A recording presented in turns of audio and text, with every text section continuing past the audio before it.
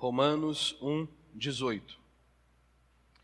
A ira de Deus se revela do céu contra toda impiedade e perversão dos homens que detêm a verdade pela injustiça.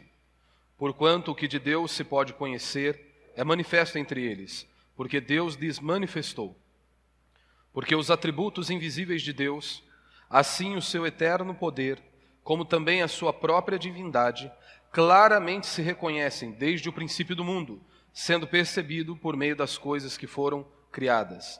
Tais homens são por isso indesculpáveis, porquanto, tendo conhecimento de Deus, não o glorificaram como Deus, nem lhe deram graças, antes se tornaram nulos em seus próprios raciocínios, obscurecendo-se-lhes o coração insensato. Inculcando-se por sábios, tornaram-se loucos e mudaram a glória do Deus incorruptível em semelhança da imagem de homem corruptível, bem como de aves, quadrúpedes e répteis. Por isso Deus entregou tais homens à imundícia, pelas concupiscências de seu próprio coração, para desonrarem o seu corpo entre si, pois eles mudaram a verdade de Deus em mentira, adorando e servindo a criatura em lugar do Criador, o qual é bendito eternamente. Amém. Por causa disso, os entregou Deus a paixões infames, porque até as mulheres mudaram o modo natural de suas relações íntimas por outro, contrário à natureza. Semelhantemente, os homens também, deixando o contato natural da mulher, se inflamaram mutuamente em sua sensualidade, cometendo torpeza homens com homens e recebendo em si mesmos a merecida punição do seu erro. E por haverem desprezado o conhecimento de Deus, o próprio Deus os entregou a uma disposição mental reprovável, para praticarem coisas inconvenientes, cheios de toda injustiça, malícia, avareza e maldade, possuídos de inveja, homicídio, contenda, dolo e malignidade, sendo difamadores, caluniadores, aborrecidos de Deus, insolentes, soberbos, presunçosos, inventores de males, desobedientes aos pais, insensatos, pérfidos, sem afeição natural e sem misericórdia. Ora, conhecendo eles a sentença de Deus, de que são passíveis de morte os que tais coisas praticam, não somente as fazem, mas também aprovam os que assim procedem. Vamos orar, vamos pedir para que Deus fale conosco mais uma vez. Senhor, nós te agradecemos mais esta noite, pelo privilégio, ó Pai, que o Senhor nos concedeu, de estarmos num país, ó Deus, livre, onde nós podemos te cultuar, adorar a Ti. Nós te agradecemos por esse privilégio, pedimos a Ti, ó Deus, tem misericórdia de nós, fala conosco em mais esta noite, por meio da Tua palavra, Pai. É o que eu te peço, em nome de Jesus. Amém. E eu quero falar um pouquinho hoje sobre a natureza do pecado e as consequências do nosso pecado. E Paulo ele começa já abrindo aqui o verso 18, dizendo isso: a ira de Deus se revela do céu contra toda impiedade e perversão dos homens que detêm a verdade pela injustiça. Ele está dizendo que a ira de Deus se revela do céu contra toda impiedade. O que é impiedade? Impiedade é falta de reverência para com Deus. Impiedade é você viver como se Deus não existisse. E muitos que se dizem cristãos, eles vivem desta maneira. O ímpio, para ele Deus tanto faz como tanto fez. Deus não existe para ele mesmo. Por isso ele lida e trata a Deus com falta de reverência. O duro é quando aqueles que se intitulam cristãos, eles vivem como se Deus não existisse. Você pode estar aqui nesta noite e viver assim, como se Deus não existisse. E Paulo está dizendo que a ira de Deus se revela do céu contra toda impiedade, ou seja, com a falta de reverência, falta de temor a Deus, viver como se Deus não existisse, mas que também Deus se ira, e a sua ira é revelada quando os homens lidam de qualquer maneira com o seu próximo. Quando ele diz aqui, a perversão dos homens que detêm a verdade pela injustiça. Perversão também podemos ler como injustiça. Deus fica irado quando o homem lida desta maneira, com injustiça para com o seu próximo. Ou seja, ele está dizendo que a ira de Deus se revela contra a impiedade e a perversão, a injustiça, que são pecados que nós cometemos. A impiedade é o pecado que nós cometemos contra Deus e a perversão é o pecado que nós cometemos contra o nosso próximo. O que é pecado? Todos nós sabemos, pecado é a transgressão dos mandamentos do Senhor. é quando você não glorifica a Deus. Quando você não vive de maneira digna, que glorifica o nome do Senhor, você está pecando. Como disse R.C. Sproul, o pecado é uma traição contra o perfeitamente puro e soberano. É uma ação de suprema ingratidão contra aquele a quem tudo devemos, aquele que nos deu a própria vida. Quando desobedecemos o nosso Criador, mesmo nos menores pontos, dizemos que o nosso juízo é melhor do que o dele, que não estamos debaixo da sua autoridade. Por menor que seja o seu pecado, se você vive assim de maneira impenitente, você precisa se lembrar, por menor que seja o seu pecado, você está pecando contra um Deus que é santo, um Deus que é perfeito. E quando nós olhamos para a história da igreja, nós temos, por exemplo, um dos maiores símbolos de fé, a Confissão de Fé de Westminster, e nós temos ali também o Catecismo. O que é esse Catecismo, né? O Catecismo ele é um documento histórico com o objetivo de ensinar e apresentar as verdades e princípios bíblicos para nós cristãos, com o objetivo para que nós possamos desenvolver o nosso conhecimento acerca do nosso Deus, que nós possamos crescer sadios na fé, ter um crescimento sólido também na palavra de Deus, questões que estão ali ligadas à vida do cristão. E a primeira pergunta do Catecismo de Westminster é a seguinte: qual é o fim supremo e principal do homem? Primeira pergunta já começa desta maneira: qual é o fim supremo e principal do homem? E a resposta é exatamente essa: o fim supremo e principal do homem é glorificar a Deus e gozá-lo para sempre. Ou seja, em primeiro lugar, você não existe para ser feliz. Em primeiro lugar, Deus não te criou para você ter um belo casamento. Em primeiro lugar, você existe para glorificar a Deus. Você existe para glorificar a Deus. E essa pergunta, ela já demonstra algo fundamental, que eu e você, nós fomos criados por Deus e que nós só iremos encontrar prazer, alegria em Deus. Não há outro meio pelo qual você irá encontrar alegria ou prazer, somente em Cristo Jesus. E ela também nos dá a orientação de como nós, como cristãos, devemos viver. Como você, como um cristão que você se intitula ser, como você deve viver. E ele diz, olha, o fim supremo e principal é glorificar a Deus. Ou seja, significa que você como cristão, que eu como cristão, nós devemos estar atentos e observarmos cada detalhe de nossa vida. E cada detalhe de nossa vida deve ser para a glória de Deus. Você já parou e se perguntou se nos menores detalhes você vive para a glória de Deus? Se nos menores detalhes da sua vida, da sua existência, você glorifica a Deus por meio da sua existência? Como disse já um servo de Deus no passado, não há um único centímetro quadrado em todos os domínios de nossa existência, sobre os quais Cristo, que é soberano sobre tudo, não clame, é meu. Ou seja, não há nenhum centímetro quadrado que Deus não possa dizer, é meu, isso me pertence. Ou seja, quando nós temos o entendimento correto disso, significa exatamente o quê? Que cada detalhe da minha vida, que cada momento da minha vida eu devo viver para a glória de Deus. Como Paulo foi categórico em afirmar lá em 1 Coríntios, capítulo 10, verso 31. Portanto, quer comais, quer bebais, ou façais qualquer outra coisa, fazei tudo para a glória de Deus. Paulo está dando o exemplo das coisas mais básicas do nosso dia a dia. Todos nós aqui comemos e bebemos. E Paulo está dizendo o seguinte, se você come, se você está bebendo, você deve fazer para a glória de Deus. Coisas que nós, às vezes, nem atentamos para isso. Porque, meu irmão, se você parar para pensar, por que você ama a sua esposa e por que você deve honrar a sua esposa? Por que você deve respeitar o seu próximo? Qual é a motivação que te leva a amar, respeitar a sua esposa, amar o seu irmão e respeitar o seu irmão? Se você faz isso meramente porque há características agradáveis no outro, porque você percebeu uma característica agradável, seja em sua esposa ou em seu irmão, se você faz apenas por isso, mais cedo ou mais tarde você vai se frustrar. Mais cedo ou mais tarde o irmão também irá se frustrar com você. É algo que está muito próximo de nós, são coisas gigantescas. Ou seja, então por que eu devo amar a minha esposa, por que eu devo amar o meu irmão e respeitá-los? Ora, porque Deus mandou, e ponto final. Porque o Senhor disse que deve ser assim, e eu apenas me submeto à sua palavra.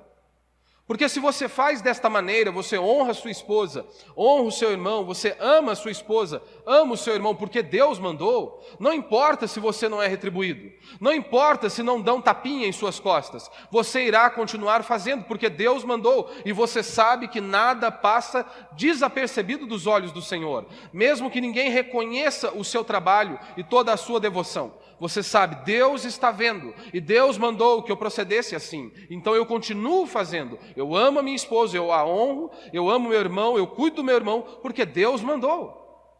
O cristão deve viver assim. Quando nós entendemos isso, que eu devo buscar a Deus e glorificar a Deus nos detalhes da minha vida, isso é libertador. Quando você entende que tudo você faz para a glória de Deus, você não fica lá escravo desse tapinha nas costas, você não fica escravo do reconhecimento ou da aceitação das pessoas, porque você está fazendo para Deus, e Deus está vendo, não há nada que Deus não contemple. Os olhos do Senhor passam por toda a terra. E aí quando você vive assim, você experimenta exatamente aquilo que Deus tem para você. Paulo ele está dizendo isso, olha, o homem sabe que Deus existe, e mesmo assim não lhe rende glória. O que é não render glórias a Deus? Primeiro princípio, é você não viver para Deus.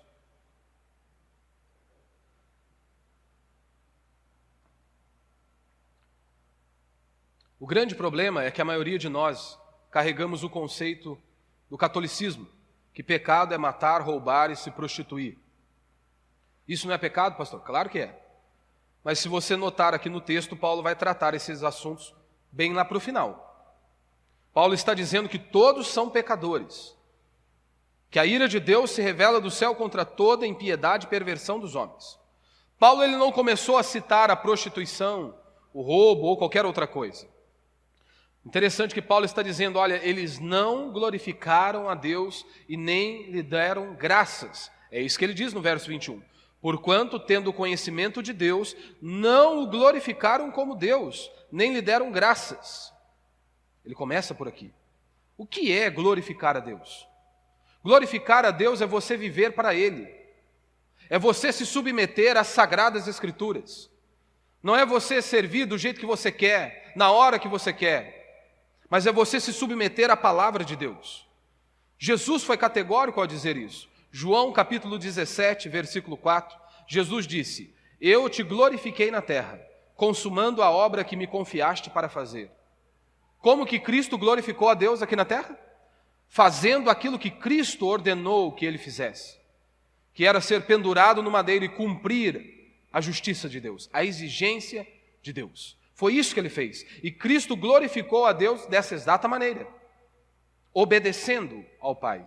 E é isso que nós, como cristãos, devemos fazer.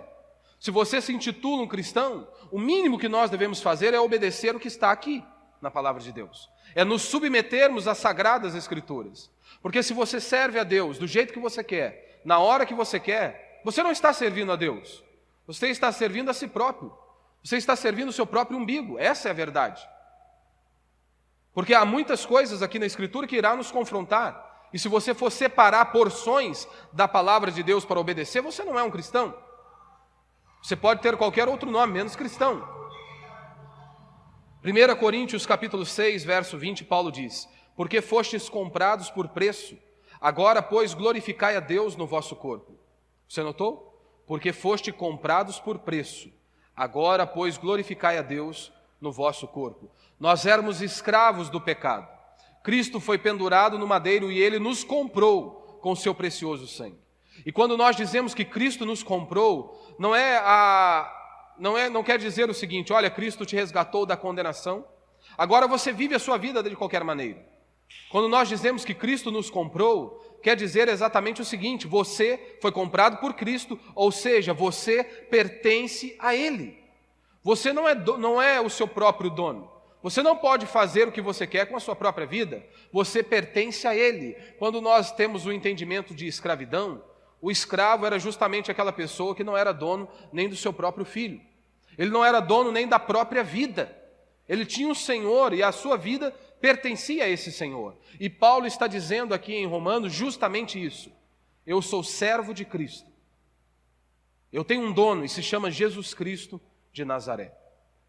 Em Lucas capítulo 9, verso 23, Jesus disse: dizia a todos: se alguém quer vir após mim, a si mesmo se negue. Dia a dia tome a sua cruz e siga-me. Servir a Deus é renúncia. É você abrir mão de muitas coisas. É você negar a própria vida por amor a Deus, porque é isso que Paulo faz constantemente e ele diz: é um prazer eu viver assim. Sofri inúmeras coisas por amor ao Evangelho, mas esse é o maior prazer que eu tenho. E Jesus, o convite dele já é exatamente esse. Você quer me seguir? Ótimo. Tenha em sua mente, você irá precisar negar a si mesmo. Abrir mão de algumas coisas para me servir. Se você está aqui nessa noite e você não vive para Deus, você é um ímpio. Essa é a verdade. Se você está aqui nesta noite e você não se submete às Sagradas Escrituras, você é um ímpio. E lembre-se, quando nós olhamos para a Escritura e narra o momento que Jesus está no Getsemane, você se lembra? Diz que Jesus estava completamente apavorado, estava profundamente angustiado. Jesus não estava com medo dos soldados romanos. Jesus não estava com medo do que ele iria enfrentar ao longo daquela caminhada. Mas Jesus ele estava completamente apavorado, porque ele sabia que a ira de Deus, o Pai, seria descarregada sobre ele. Se Cristo estava completamente apavorado, porque a ira de Deus seria descarregada sobre ele, você acha mesmo que você não deveria ficar apavorado? Se você está aqui e não vive para Deus, você é um ímpio, lembre-se, um dia a ira de Deus será descarregada sobre você. Se você continua vivendo a sua vida longe do Senhor, de maneira ímpia, um dia a ira de Deus será descarregada sobre você. O pecado é a quebra da lei. A lei não começa com o homem, e sim com Deus. Como eu disse aqui, impiedade é uma atitude que nós temos para com Deus, de vivermos como se Ele não existisse. Pouco importamos para a palavra dele, para as Sagradas Escrituras. Vivemos como se Deus não existisse. É a falta de reverência a Deus. O ímpio é assim. Ele não teme a Deus. Ele não teme, ele se vangloria dos seus próprios pecados. Eles comemoram. E Paulo está dizendo também que a ira de Deus se revela contra a injustiça, a perversão dos homens. E a injustiça é isso, é o pecado, a atitude que nós temos para com o nosso próximo. Se você se lembra das tábuas da lei, de um lado nós temos mandamentos ligados a Deus, e do outro nós temos mandamentos que, como nós devemos proceder com o nosso próximo. Mas o problema está aqui. Muitos eles carregam o conceito do catolicismo. Pecado é matar, roubar e se prostituir. E às vezes você está aqui me ouvindo e está pensando: eu não mato, eu não roubo, eu não me prostituo. Se você não vive para a glória de Deus, você é um ímpio. Você pode não ter matado, não ter roubado e nem se prostituído. Se você não vive para a glória de Deus, você é um ímpio. E a condenação eterna está ali. O que te aguarda é a condenação eterna, se não houver arrependimento. O mundo pode te aplaudir. O mundo pode dizer que você é uma pessoa de sucesso. O mundo pode dizer que você é uma pessoa bem-sucedida. Mas se você não vive para a glória de Deus, você é um ímpio. Pouco importa se as pessoas batam em suas costas e digam que você é uma pessoa de sucesso, que você é uma pessoa bem-sucedida. Se você não vive para a glória de Deus, você é um ímpio. E o que te aguarda é a condenação eterna. Talvez alguns acham, isso é forte, né, pastor? Olhe para o jardim do Éden. Ali não houve adultério ou homicídio. Aquele casal simplesmente não ouviu a voz de Deus. Eles simplesmente decidiram andar com as suas próprias pernas. E eles sofreram horrores. Eles simplesmente não ouviram a voz de Deus. E muitos fazem isso. Eles não se submetem ao Senhor. Eles não se prostram diante do Senhor. Segundo princípio que nós aprendemos, que quando você não vive para a glória de Deus, é quando não tem temor a Deus.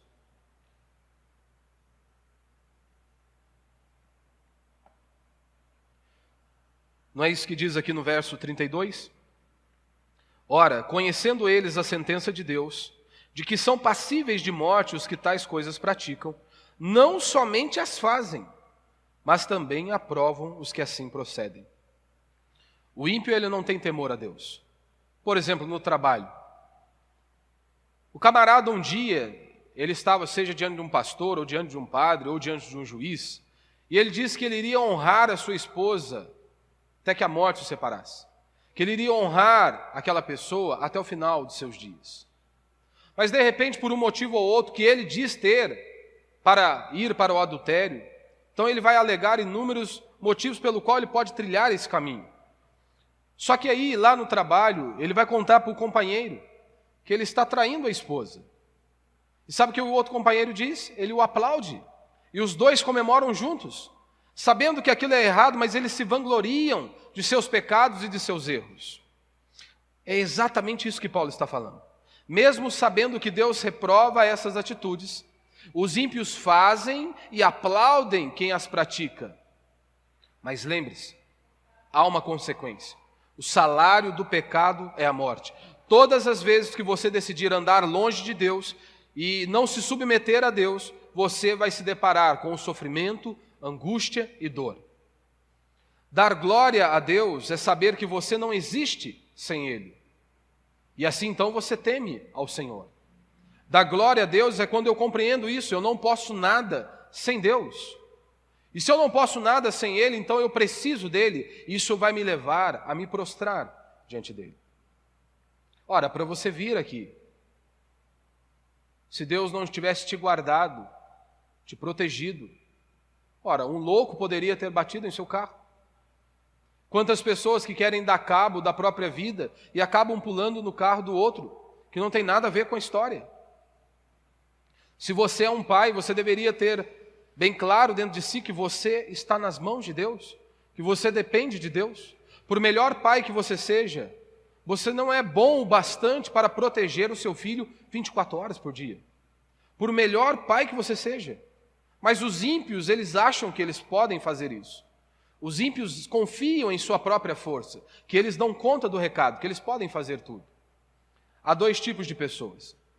Muitos eles acham que tudo é o acaso. Um grupo de pessoas acha que tudo é o acaso. Mas há um outro grupo que eles creem que Deus está no controle de tudo. Eles creem que Deus está conduzindo a existência deles. Isso, de um lado, traz temor, mas por outro lado, nos traz paz. Ora, porque se eu sei que Deus é soberano, que tudo está no controle dele, ou seja, que os olhos dele passam por toda a terra, isso vai me trazer temor. Porque não há nada que você faça que Deus não veja. Talvez a sua esposa não veja, os seus pais não vejam, nenhum homem desta terra veja, mas Deus está vendo. E nós, às vezes, nos preocupamos apenas com os homens e esquecemos que Deus nos conhece e que Deus está vendo cada uma das nossas atitudes, cada um dos caminhos que nós decidimos trilhar. Então, se eu sei que Deus é soberano, isso vai trazer temor. Mas se eu sei que Ele é soberano, eu sei que por pior que sejam os momentos que eu esteja vivendo, Deus está no controle da minha vida. Isso vai trazer paz ao meu coração. Por pior que sejam as dificuldades, por maior que elas sejam, Deus está no controle. E Deus está conduzindo a minha vida. Como diz 2 Crônicas 16:9, porque quanto ao Senhor, seus olhos passam por toda a terra, para mostrar-se forte para com aqueles cujo coração é totalmente dele. Ou seja, quanto ao Senhor, seus olhos passam por toda a terra, para mostrar-se forte para com aqueles, todos os homens? Não, para com aqueles cujo coração é totalmente dele. Isaías vai falar da grandeza de Deus. Isaías diz que as águas de todo o mundo estão na concha da mão de Deus. Isaías estava tentando mostrar a grandeza de Deus, o poder de Deus, o quanto que Deus é grande. Ou seja, quando você não confia em Deus, você não o glorifica.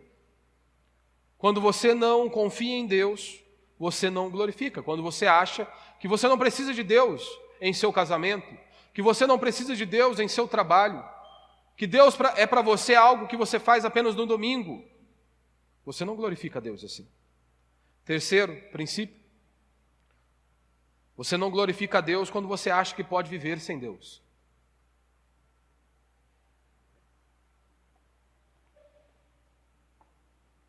Os ímpios, Eles pregam que é possível a justiça sem a piedade, mas não é. Os ímpios, eles pregam que você pode ser justo, você pode amar sem Deus. Deus é amor. Você tem que estar conectado nele para amar. Nenhum de nós aqui produzimos amor. Nenhum de nós. Os intelectuais, eles falam de amor, de caridade, de obras sociais. Gandhi, por exemplo, certa vez ele disse: eu creio no sermão da montanha, mas não em Jesus Cristo. Ele dizia que Jesus era talvez ali um bom líder, mas ele não cria em Jesus Cristo. E ele dizia: eu só preciso seguir o que Jesus falou, só preciso disso. Mas é loucura. Você já se atentou aos mandamentos de Deus? Você já parou para ver o quanto que é impossível você por si só tentar viver da maneira que a Escritura diz? É impossível.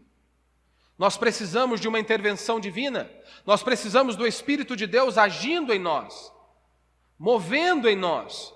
Por isso que você precisa estar a cada dia cheio do Espírito de Deus, buscar a plenitude de Deus, como Paulo vai nos ensinar em Efésios.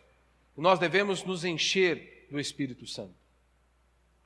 Porque pense bem, lá em Gálatas, Paulo vai dizer que o fruto do Espírito é amor, bondade e por aí vai. Meu irmão, uma das coisas mais básicas da nossa fé é o perdão. E você por si só, você não consegue perdoar. Você por si só, você não consegue perdoar. Às vezes você não consegue perdoar a pessoa que está do outro lado da cama. Você não consegue perdoar o próprio marido, a própria esposa, o próprio filho ou o próprio pai. Sozinho você não dá conta, nós não damos conta sozinho. Nós precisamos de Deus. Nós precisamos do Espírito dele agindo em nós. E é uma das coisas mais básicas. Imagine então amar o inimigo e por aí vai. Nós precisamos de Deus. Muitos eles acham que não precisam. O ímpio, ele acha que ele não precisa vir à igreja. Que ele pode servir a Deus em casa, do jeito dele. Se você serve a Deus do seu jeito, na hora que você quer, do jeito que você quer, você não serve a Deus. Você está servindo a si próprio. Você está servindo o seu próprio umbigo. E aí nós entramos pelo meu quarto princípio e último, que você não glorifica a Deus quando você quer servi-lo da sua maneira. Nós não glorificamos a Deus. No verso 23 ele diz: E mudaram a glória de Deus incorruptível em semelhança da imagem de homem corruptível, bem como de aves, quadrúpedes e répteis, e por aí vai. O culto é sagrado. Você precisa entender isso. Isso deve ser um ponto pacífico para o cristão. O culto é sagrado. Teve alguns cultos, domingo passado, quarta-feira, eu repeti a mesma frase. Você tem que se lembrar, quando você vem para o culto, você não está fazendo um favor para mim, e muito menos para Deus. Quando você vem ao culto, você não faz nenhum favor para mim ou para Deus. E quando eu digo isso, não é com o objetivo de ofender ninguém. Eu amo os irmãos. E quando eu digo isso, é para que nós venhamos para o culto, porque nós compreendemos que é um mandamento de Deus. Que no mínimo uma vez por semana eu tenho que cultuá-lo, eu tenho que adorá-lo, porque eu existo para glorificá-lo. E quando eu digo isso, que você não está fazendo um favor para mim ou para Deus, é justamente para que nós possamos compreender a importância do culto, que você existe para Ele, e que se eu não o glorifico no mínimo uma vez por semana, eu estou pecando. Se você não presta culto e não rende culto a Deus no mínimo uma vez por semana, você está pecando. Você que é pai, você precisa ensinar o seu filho a buscar a Deus. Hoje nós vemos quantos pais estão preocupados apenas em ensinar os seus filhos a serem um bom empreendedor. Eles estão preocupados em ensinar os filhos a ser um bom profissional nesta vida. E eles estão preocupados apenas em preparar o filho para o mercado de trabalho, para que ele tenha um bom salário quando ele começar a desenvolver a sua função. E eles não estão nem aí para ensinar os seus filhos a servirem a Deus. E eu não estou falando de ímpios, estou falando de cristãos, que eles não veem a importância de ensinar os filhos. Eles não conseguem compreender o mandamento que Deus deu. Deus ordenou que nós deveríamos fazer isso. E se você ensina o seu filho, e se você prepara o seu filho para o mercado de trabalho, para ser um bom profissional, para ser um bom empreendedor, mas você não ensina a servir a Deus, a temer a Deus, você fracassou como um pai, você fracassou como uma mãe. Em primeiro lugar, nós devemos ensinar os nossos filhos a temerem a Deus, a se prostrarem diante de Cristo, a buscarem a Cristo. Só que nós temos aqui um grande problema. Você deve ensinar os seus filhos a ter reverência. O culto é algo solene, nós devemos ter reverência quando nós estamos no culto. Quando nós estamos ouvindo a palavra de Deus, precisamos ter reverência. Você não se porta diante de um juiz de qualquer maneira. Por que quando nós vamos celebrar ao Senhor, cultuar a Deus, achamos que podemos levar no oba-oba? Você, como um pai, deve ensinar o seu filho a ter reverência no culto. E você também deve ter reverência no culto. Você não pode ficar do jeito que você quer. Não, nós temos que entender que é algo solene. Mas se você não ensina o seu filho a buscar a Deus, não ensina o seu filho a ter reverência para com a palavra de Deus, se você não busca isso, se você não busca a Deus, o culto não tem importância alguma para você, não se engane, não se engane. Vai acontecer a mesma coisa com o seu filho. Muitos depois ficam surpresos, porque lá na frente o filho não quer servir a Deus. Muitos ficam surpresos, porque o filho não quer ir ao culto. Ora, se para você o culto não tem importância alguma, se para você não vê importância alguma, você está junto com seus irmãos e celebrar a Deus, por que você vai ficar surpreso se os seus filhos também não quiserem? Ora, é simples. A mesma importância que o culto tem para você, é o que vai ter para ele. É simples. A pergunta que eu te faço é, seu filho, ele vê que você ama a Deus? Seu filho, quando ele olha para você, ele consegue perceber isso? Que você ama a Deus, que você teme ao Senhor, que você se prostra diante das Sagradas Escrituras? O seu filho vê a paixão que você tem pela palavra de Deus? O seu filho vê isso?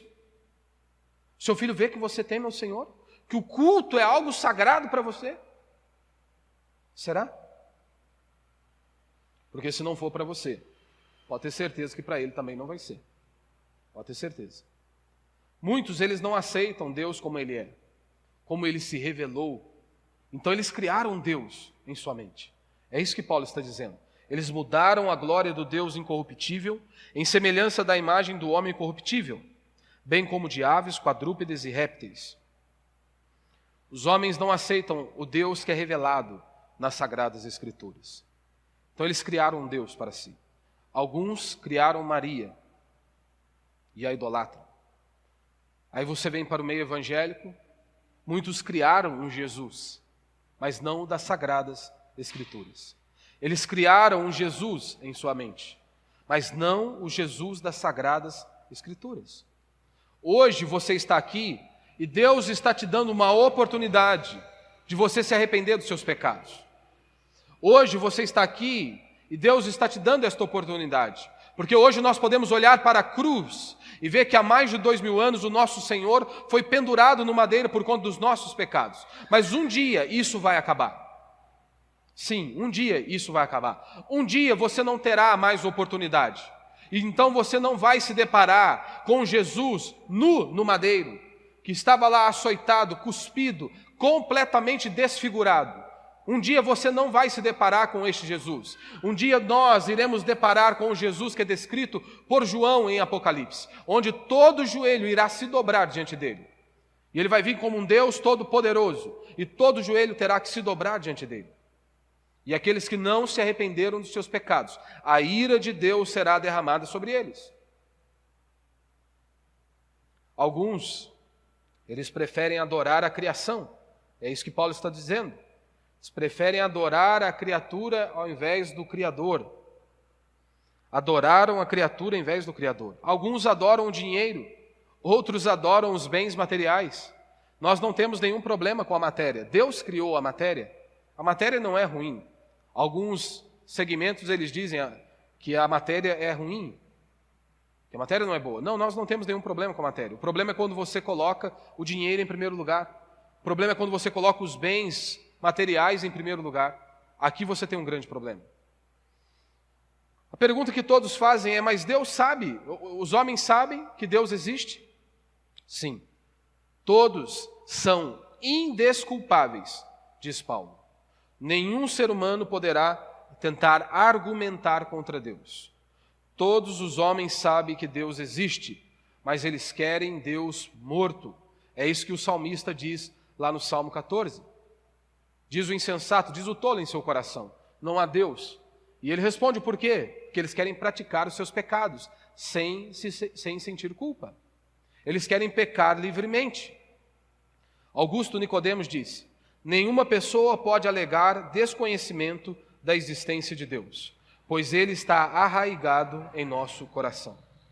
Ou seja, nenhuma pessoa pode alegar desconhecimento da existência de Deus, pois ele está arraigado em nosso coração. Ou seja, Deus criou o homem, como diz lá em Eclesiastes, Deus colocou a eternidade dentro do coração do homem. Ou seja, no nosso interior, sempre há algo ali dizendo isso: existe um Criador, existe um Deus, existe uma força maior do que nós.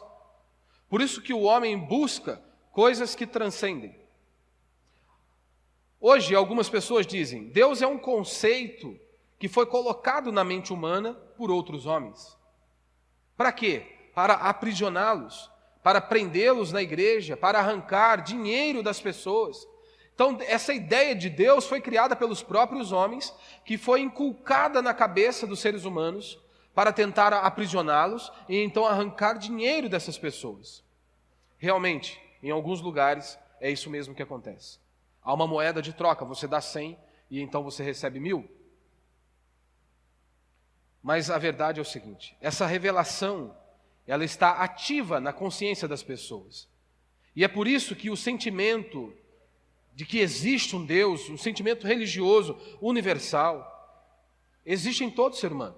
Em qualquer época nós vemos isso. Em qualquer lugar do mundo, em qualquer época, encontramos pessoas que temem a um poder superior.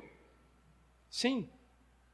Pessoas, desde que o homem existe, ele sempre está oferecendo algo. Ele está oferecendo um sacrifício a uma divindade, porque ele tem dentro de si que aquela divindade está irada contra ele, então ele oferece algo para aplacar a ira daquela divindade.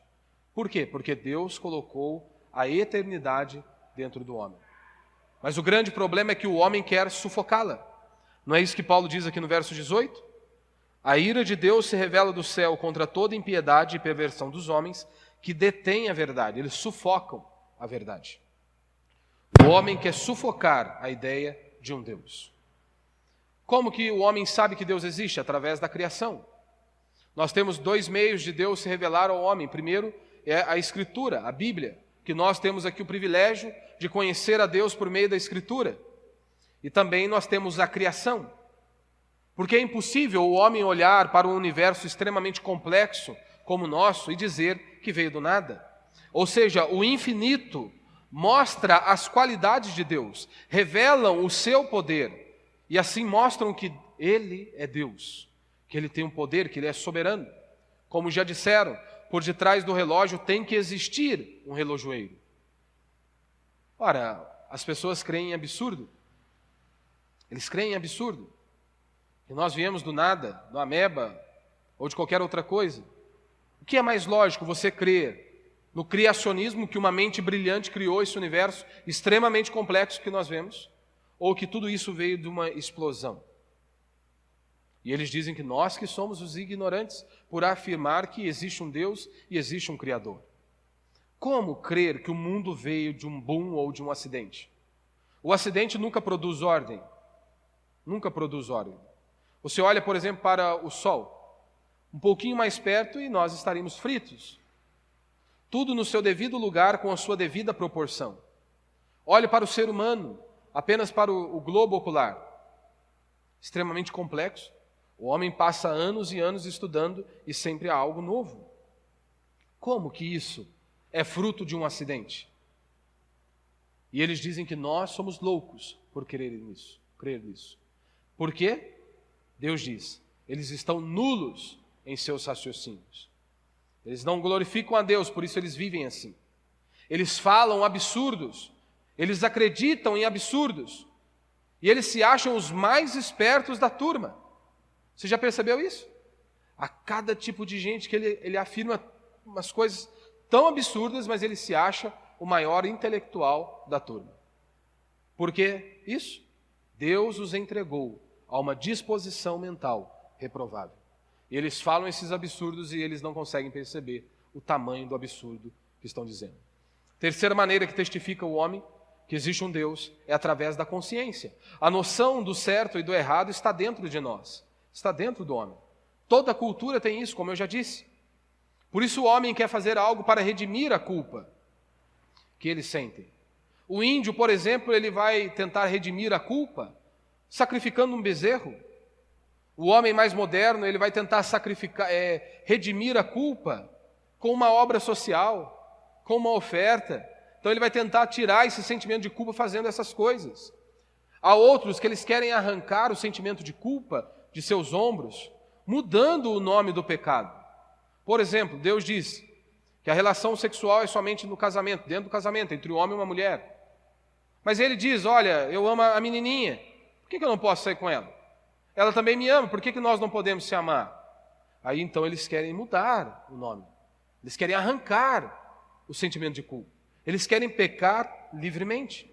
E Paulo está dizendo que eles abafam isso. Eles querem tentar arrancar essa ideia de que nós fomos criados por Deus. Eles tentam arrancar a todo instante. É a criação dizendo que Deus não a criou. Mas por que eles abafam isso? Por que eles tentam sufocar essa ideia? Por conta do orgulho. Não é isso que Paulo diz? Porquanto, tendo conhecimento de Deus, não o glorificaram como Deus, nem lhe deram graças, antes se tornaram nulos em seus próprios raciocínios, obscurecendo-se-lhes o coração insensato. Inculcando-se por sábios, tornaram-se loucos e mudaram a glória do Deus incorruptível em semelhança da imagem do homem corruptível, bem como de aves, quadrúpedes e répteis. Ou seja, eles começaram a adorar o homem e não a Deus. Que homem que eles adoram? Alguns adoram Maria, outros Francisco, mas acima de tudo, o homem adora a si mesmo. Muitos não se prostram diante de Maria, de Buda ou Alá, mas eles se prostram diante de si mesmo. Eles se dobram diante de si mesmo. Você se lembra do fariseu? Está o fariseu e o publicano orando, e o fariseu estava adorando a si mesmo. Os dois foram orar a Deus. O publicano não tinha coragem de levantar os olhos ao céu. E diz o texto que Deus ouviu a oração do publicano. Porque o fariseu só batia no peito e dizia, olha, só faltava bater no peito e dizer que ele era melhor que todos os homens. Agradeço porque eu não fiz o que o outro fez. O fariseu, ele tinha inveja de Jesus ser Deus, é o que nós lemos lá nos evangelhos. Paulo diz em Efésios 2:8, né, que nós fomos salvos pela fé. Isso não vem de nós, é dom de Deus, para que ninguém se glorie. Ser salvo é você ser liberto do orgulho. Crer em Deus é deixar de crer em si mesmo. Quando você crê em Deus, você deixa de crer em si mesmo. Você consegue compreender que você não é nada sem Ele. Qual a consequência do pecado? Ora, sofrer hoje, porque todas as vezes que você decide andar longe de Deus, você vai sofrer hoje, você vai colher o fruto dos seus pecados, e se você continuar vivendo uma vida impiedosa, você irá ser condenado a uma eternidade de sofrimento, que é a última consequência do seu pecado, o inferno. Essa é a verdade. E inferno não é deixar de existir, mas é existir separado de Deus e estar debaixo da ira de Deus. Isso é inferno. Inferno não é deixar de existir, é existir separado de Deus e estar debaixo da ira de Deus. Isso que é inferno. E aí você se lembra lá de Cristo, completamente apavorado, porque ele sabia que a ira de Deus seria descarregada sobre ele. Por isso que o cristão, ele deve viver como está lá em Atos, pois nele vivemos, nos movemos e existimos. Em Cristo nós vivemos, em Cristo nós nos movemos, e em Cristo nós existimos. E Paulo diz que esses homens ficaram loucos, no verso 22. inculcando-se por sábios, tornaram-se loucos. Eles se julgam sábios, mas eles são loucos. Eles dizem que é burrice crer, que nós somos burros por crermos que Deus criou, que há um Criador. Mas eles dizem ser sábio crer no macaco, que nós viemos do macaco. Eles dizem que é burrice você crer no Criador, mas que é sábio crer no acaso. Eles dizem que o mundo está melhorando a cada dia, que o homem evoluiu. E nós vemos aí no período, na época iluminada, as piores atrocidades. E Paulo diz, os homens são indesculpáveis. Indesculpáveis. O ímpio é indesculpável. Os ímpios são indesculpáveis. Se os ímpios são indesculpáveis, quando dirá nós, que somos os religiosos. Se os ímpios são indesculpáveis, quanto mais os religiosos, quanto mais nós, que temos a oportunidade de conhecer as Sagradas Escrituras, somos indesculpáveis. Se o ímpio é indesculpável, imagine você que pode ouvir a pregação, que você pode ler a Escritura, que você pode conhecer o Senhor dia após dia e não vive para a glória dele. É indesculpável, diz Paulo. Indesculpável. Quanto mais é dado, mais é cobrado. Por isso, meu irmão, cada culto que você vem, cada pequeno grupo que você vai, cada reunião que você participa, mesmo que só esteja o seu corpo ali presente, você pode ter certeza, você está sendo ministrado. E juízo está vindo sobre você. Mesmo que apenas o seu corpo esteja ali. Você está ouvindo, você está sendo instruído e você vai ser cobrado por isso depois. Você vai ser cobrado. O homem sempre dá desculpas. Todos nós aqui poderíamos dar inúmeras desculpas. Temos inúmeros argumentos para não servir a Deus. Pelo menos achamos que temos. O homem, ele quer se esquivar da culpa. Você se lembra lá de Adão e Eva no paraíso? Eles pecaram. Deus foi até eles. O que Adão disse a Deus? A mulher que tu me deste. Ou seja, tudo isso que aconteceu é culpa sua, Deus. Foi o Senhor que me deu essa mulher. Se nós caímos, foi por conta dela. Então a culpa é sua. O homem, ele sempre quer dar desculpas. O que nós temos que fazer é nos prostrar diante de Deus e nos arrependermos dos nossos pecados. Que Deus nos dê essa graça em mais essa noite de nós fazermos isso.